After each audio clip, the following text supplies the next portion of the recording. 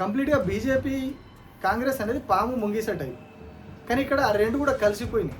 రెండు పాములు అలైబలే తీసుకొని ఆటలాడినట్టుగా సై ఆటలాడినట్టుగా ఇక్కడ కూడా అలైబలే తీసుకొని ప్రభుత్వం నడుస్తున్నది అనేది బండి భగీరథ ఇష్యూలో కాంగ్రెస్ పార్టీ వాళ్ళే ఒప్పుకున్నారు. కాంగ్రెస్ పార్టీ వాళ్ళే సోషల్ మీడియాలో పోస్టులు పెట్టారు.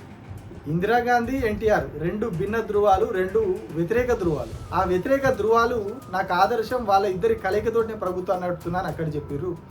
ఇంకొకటి బీజేపీతో కూడా అదే స్థాయిలో కలిసిపోయి పనిచేస్తున్నారు, బీజేపీతో కంప్లీట్గానే మింగిలైపోయినారు అని చెప్పేసి బీఆర్ఎస్ పార్టీ కూడా ఆరోపిస్తూ ఉన్నది. మనకు జరుగుతున్న పరిణామాలు, ఇటీవల జరిగిన కొన్ని కేసులు ఇవన్నీ కూడా చూస్తే మనకు కూడా అట్లే అనిపిస్తుంది. సో ఈ రెండు అంశాలు పరిశీలించినప్పుడు ఖచ్చితంగా ఒక కొత్త ట్రెండ్ని రాజకీయాల్లో తయారు చేస్తున్నారు, కొత్త ట్రెండ్ వైపు తీసుకుపోతా ఉన్నారు. సో మరి ఇది పాజిటివ్ వైబా, నెగిటివ్ వైబా? ఆయన ఉన్న పార్టీకి ద్రోహం చేస్తున్నారా? ఆయన ఉన్నది కాంగ్రెస్లో కానీ సహకరిస్తున్నారని ఆరోపణలు వస్తున్నాయి బీజేపీకి. దానికి సంబంధించిన రుజువులు కూడా బయట కనిపిస్తూ ఉన్నాయి.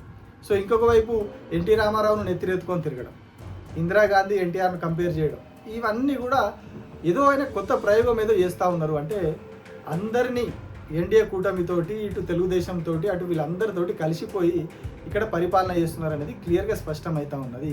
అయితే మరి ఎందుకు ఈ ప్రయత్నాలు? ఎందుకు ఇంతలా తెలుగుదేశం పార్టీతో కలిసిపోతూ ఉన్నారు? ఎందుకు ఇంత బీజేపీతో కలిసిపోతూ ఉన్నారు? ఎందుకు వీళ్ళందరితో కలిసిపోయి కాంగ్రెస్ పార్టీ కంటే కూడా ఇతర పార్టీలతోటి ఎక్కువ కలిసిపోయి ఎందుకు ముందుకు పోతూ ఉన్నారు? అంటే కాంగ్రెస్ పార్టీలో ఎప్పటి వరకు సీఎం పదవి ఉంటుంది, ఎప్పుడు పీకేస్తారు, ఎప్పుడు ఉంచుతారో తెలియదు. కర్ణాటకలోనే చూసినాం మనం, సిద్ధరామయ్యను తీసేసి డీకే శివకుమార్ను చేస్తున్నారు. సో ఇక్కడ కూడా అట్లాంటి పరిస్థితులు ఉండే అవకాశం ఉన్నది. ఎందుకంటే చాలామంది సీనియర్లు సీఎం సీటు మీద కన్నేసి ఉన్నారు. మాకు ఎప్పటికీ అవకాశం వస్తుంది, ఎప్పుడు వస్తుంది ఎదురు చూస్తూ ఉన్నారు.